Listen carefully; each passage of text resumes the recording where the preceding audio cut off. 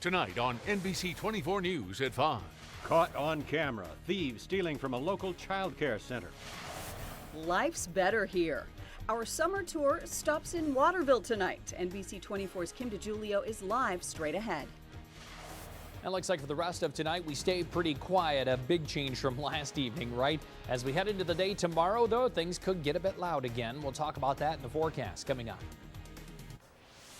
This is NBC 24 News at 5. Good afternoon. I'm Jim Blue. And I'm Laura Emerson. Right now, a Toledo family is mourning the loss of one of their dogs after it was shot by a police officer last night. Happened on Balfe Street in South Toledo. Police officers went to the home to issue a citation to the dog owner after a neighbor reported being bitten by the dog. NBC 24's Vondelin Diaz spoke to the owner and the man who says he was bitten. And she joins us live in the studio. Vondelin? Jim, according to the police report, an officer ordered the dog owners not to open the door because of the canines. One of the owners, Brandon Gill, repeatedly yelled at the officers before the three dogs again escaped from the home and charged the officers. Now, the Lucas County Deputy Dog Warden was also on the scene last night at 705 Balfe Street to issue a citation to the owner of the three dogs who bit a man earlier in the evening. Once on the scene, the owner's roommate, Brandon Gill, opened the door, letting the three dogs out. Those dogs charged the officers, and that's when the officers fired several shots, hitting one of the canines. After a struggle, Gill was taken into custody.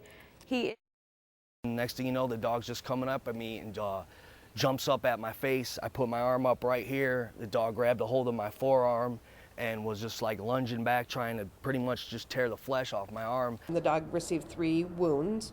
One bullet was lodged in him, and we did euthanize him last night. I have ligament tendon damage. I have to go see a surgeon next week to find out if I'm going to have to have surgery. I don't have much mobility to my hand or whatnot, so. Now, I did reach out to the owner of the dogs, and she showed me the gate where the dogs actually stay in her backyard. Stay with us for NBC 24 News at 6. We will hear from the owner of the dogs and why she says that police officers made a big mistake. Reporting live in the studio, Vondelin Diaz, NBC 24 News. Thank you, Vondelin. On the NBC 24 Street Beat, police are attempting to identify these men caught on camera stealing air conditioning units from a Dorr Street child care center. The thefts happened on Monday. If you have any information on the suspects shown in the video, you're asked to call Crime Stopper at 419-255-1111. A Nebraska man is now behind bars in Wood County after a drug bust on the Ohio Turnpike. Take a look. State troopers stopped him yesterday for following too closely, and then a drug dog alerted troopers to this in the vehicle. When they searched the vehicle, they uncovered 11 pounds of pot. The weed has a reported street value of about $50,000. The driver now faces felony drug charges. Police dogs have picked up a scent during the search for 2 prison escapees in upstate New York. The hit came about 3 miles away from the maximum security prison in Dannemora, New York. That's where Richard Matt and David Sweat escaped over the weekend. And there are other clues, too. Searchers also uncovered possible bedding, food wrappers, and an imprint from a shoe or boot. As a result, authorities have shut down traffic along a New York State highway. Ohio authorities say the murder of a man in 2006 was a case of mistaken identity.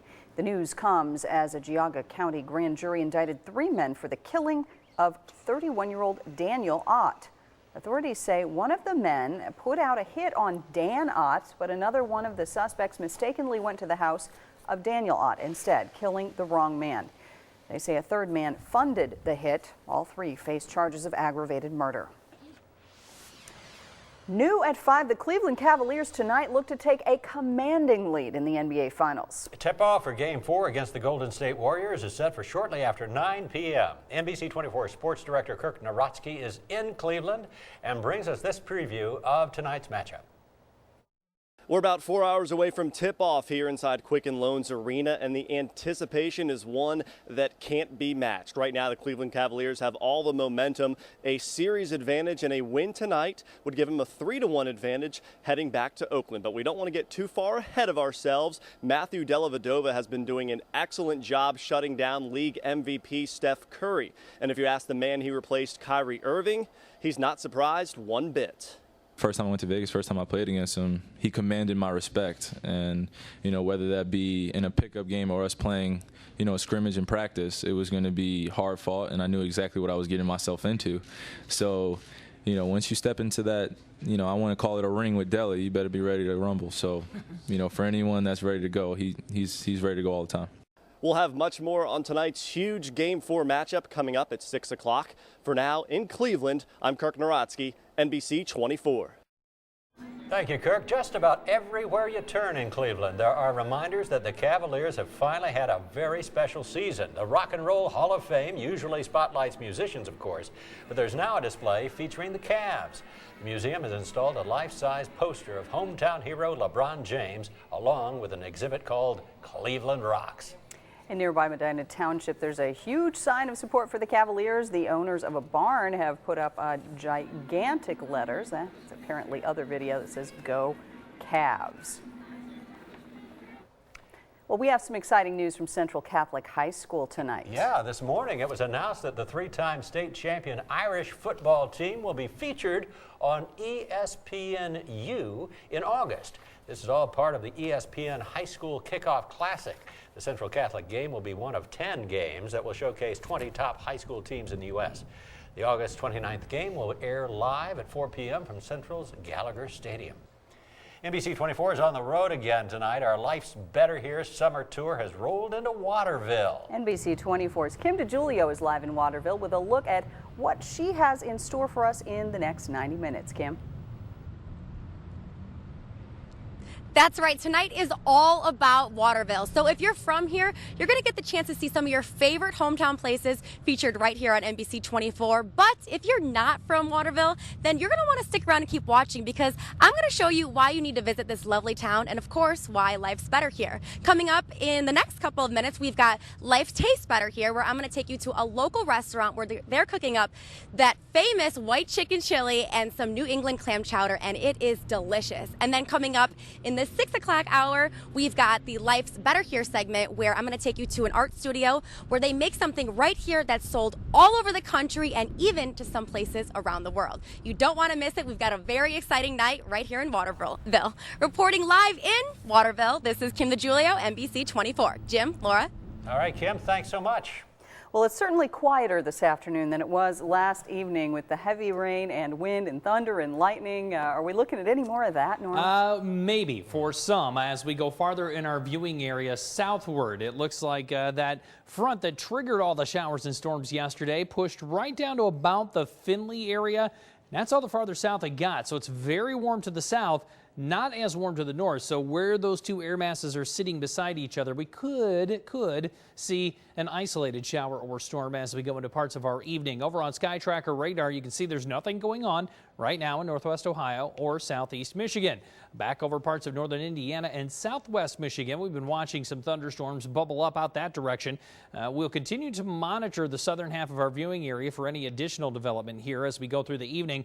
And as we look at the composite radar, you can actually see those showers and storms fire up over parts of northern Indiana and southwest Michigan. Now, going into the day tomorrow, we have to focus our concern in that direction, because that yellow shaded area that's issued by the Storm Prediction Center, Norman, Oklahoma, for tomorrow. A slight chance for some severe storms as yet another system rolls on into the area. Today, though, it's been pretty nice out of doors. A little bit lower humidity. Temperatures not as warm, so a pretty nice day out of doors.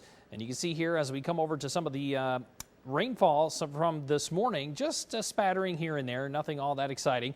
Temperatures, though, much more comfortable. 73 degrees right now in our South Toledo studios. We were well into the upper 80s at this point yesterday. Big difference down in Findlay, though. They're sitting at 82 degrees at this hour. Look at that dew point, 69 degrees. So very warm, very muggy down in the southern half of the viewing area, and that's what we'll be watching for any isolated thunderstorms to pop going into the evening. Beyond that, we'll talk about what to expect as we head through the day tomorrow as far as timing and intensity in our full weather segment coming up. Jim, Laura, back to you. All right, thanks, Norm. Now to a special NBC 24 contest. We're giving away tickets to Sunday's Quicken Loans 400 NASCAR Sprint Cup Series at Michigan International Speedway. And you can enter by going to NBC24.com, then click on the contests link, fill out the giveaway form there, and we'll notify you if you win by email. President Obama's potential trade deal with Asian countries not sitting well with everyone. Why some people are opposing the deal, coming up at 5:30. Plus, one possible Republican presidential candidate is meeting with high-ranking officials in Poland. Jeb Bush's European trip is just ahead. But first, we're heading back out to Waterville. Our Kim DeGiulio shows us next in a live report how life tastes better there. NBC 24 News at 5 will be back in 2 minutes.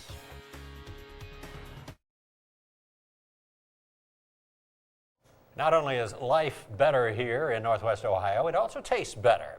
Tonight, our summer tour is in Waterville, where NBC 24's Kim DeGiulio is live to take us to one of the best restaurants in town. Kim?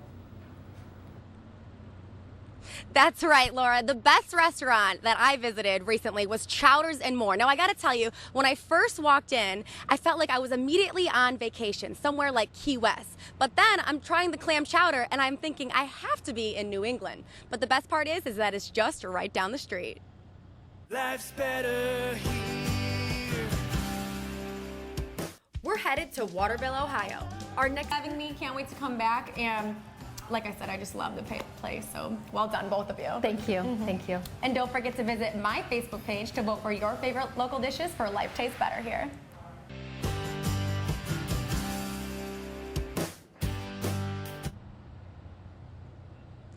And even though we only had time to feature the clam chowder and the chicken chili, believe it or not, Chowders and More actually offers a lot more. They have plenty more soups, salads, sandwiches, and burgers, and more. And believe me, they're all super tasty. Now remember, you can always catch my Life Tastes Better segments right here on NBC 24, Thursday nights at 5 p.m. Next week, we're headed to Grand Rapids to M&T's Pizzeria. Reporting live in Waterville, this is Kim DeGiulio, NBC 24. It looks tasty. It is tasty. I've had it before, and now I might have to go there soon. 4 tourists are being blamed for causing a deadly earthquake in Malaysia. What they did that locals say angered the gods is just ahead. But first, the month of May set a record for rainfall. We'll break down those numbers coming up. But first, Norm has a preview of our forecast. Yeah, and as we head into the day tomorrow, things could get a little bumpy around here yet again. We'll cover that in the full forecast in just a minute.